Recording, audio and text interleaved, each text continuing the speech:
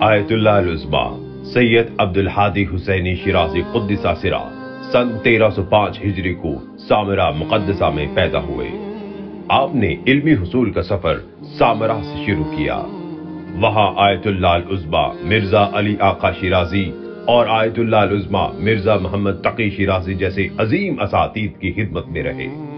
سن 1326 ہجری میں انہوں نے نجف اشرف کا سفر اختیار فرمایا۔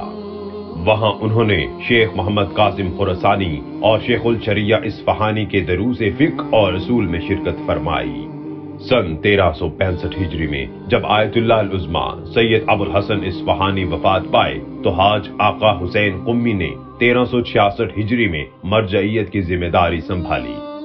البتہ بعض علماء اور اہل تقوی کے مطابق سید عبدالحادی شیرازی مرجعیت کے لیے زیادہ مستحق مانے جاتے تھے۔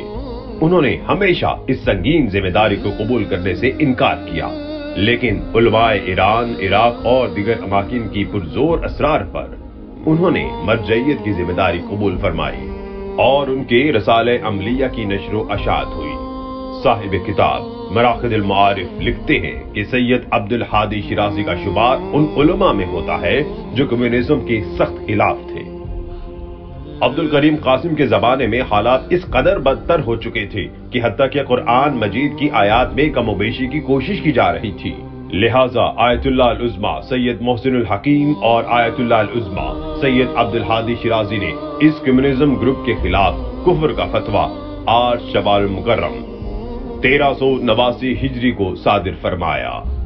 سید عبدالحادی شیرازی کا فتویٰ: کمیونزم گمراہی اور بے دینی ہے، لہذا اس کے ساتھ اپنے آپ کو نسبت دینا حرام ہے۔